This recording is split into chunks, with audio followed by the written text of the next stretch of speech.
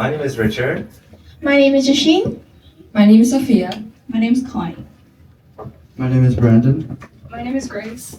My name is Sadat. So, a little bit on what we do. So, we're a group of high school students who want to make a difference in our community. And we do this through doing interviews with our local community members. And then also ensuring that different high school students get to meet career professionals. And then we also post these interviews on social media, so on Instagram and on YouTube as well. So our overall goal with Voices ASAP is to basically connect a variety of different perspectives and voices to other members of the community and a wider audience. What we're basically doing is setting the stage for the many unappreciated and also inspiring members of our community to go on and discuss and set and kind of shed light on the variety of different perspectives and experience they have on various topics. So what makes us unique? So we are a youth-led initiative we are high school students who learn from our professionals around the Scarborough and Aging community, which helps us have career exposure for this youth to understand different career paths and their experiences. And it also helps we learn from the community, and also we bridge the gap within our community.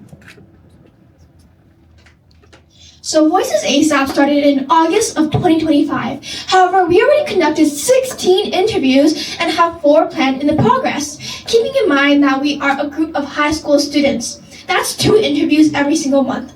Our target audience is high schoolers, which you can see our goal achieved through our statistics here. And not only that, but we also have satisfaction of interviewees are extremely satisfied.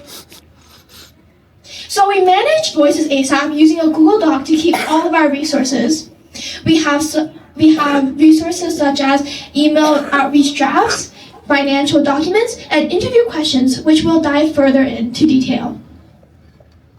So basically, we manage our different interview questions by organizing each individual interview project into their own respective document by name. After that, we then further organize them into subfolders called canceled, completed, or on hold.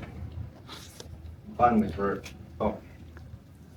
our finances, this is a very simplified Google sheet. Over here we have all the contributions, so occasionally our group members give contributions, and then finally we have the grant. And over here we track our spending, like the previous presentation, budgeting, very important. So we have it, so this is so that we have an understanding of the resources that we have.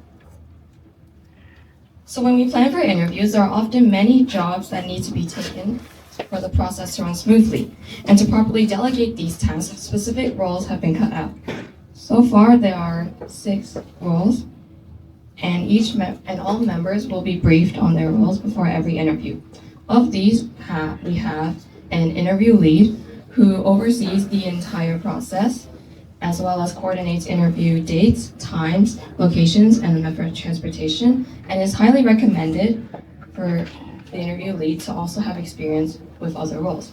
On the audio side of things, we have the audio setup, who are responsible for setting up microphones and stands and attaching to the audio interface, as well as mic positioning.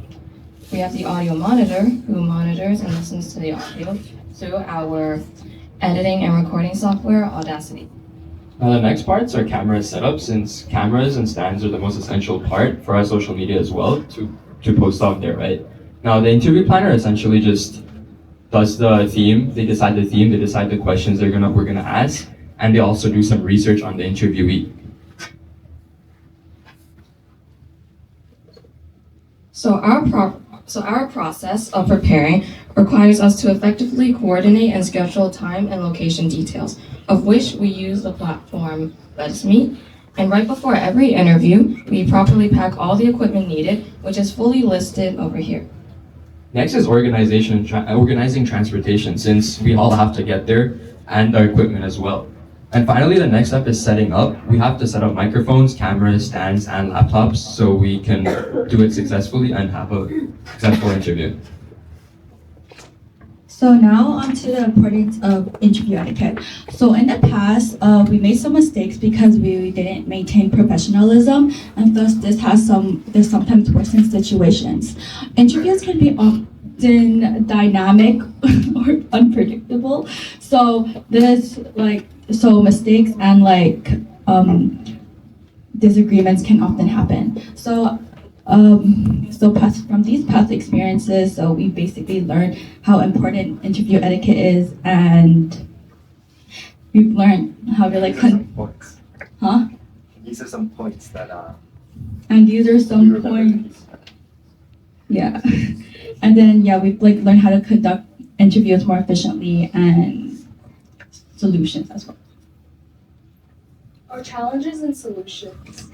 Okay, so one of the first problems that we encountered was understanding the roles and responsibilities. So our strategy for that was to ensure our effective communication. And the action that we took for that was we created a Discord forum, which is an online platform for all of us to communicate. And we can also see what roles each student is doing. And then we also started to train new members. And our second problem that we encountered was the lack of adequate resources. So our strategy was to apply for grants, and some of the actions were getting the CCFOE grant, and some of our members also contributing to this fund, and also ensuring equal shares of work. So making sure each person knows what tasks they're doing, and then having a task tracker with our point system, seeing which members are doing what.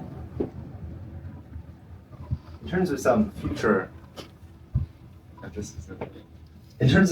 goals, we hope to increase our membership, increase our viewership, and then also to recruit more volunteers to help out in the process. Broaden our interviewing selection so we get to interact with more people in terms of, for example, professors and academics, or various cultural organizations and things. And also finally, go beyond Scarborough Aging Court into the Toronto community. Thank you so much. Thank you. 好，非常感谢。OK，来，各位，我们这边。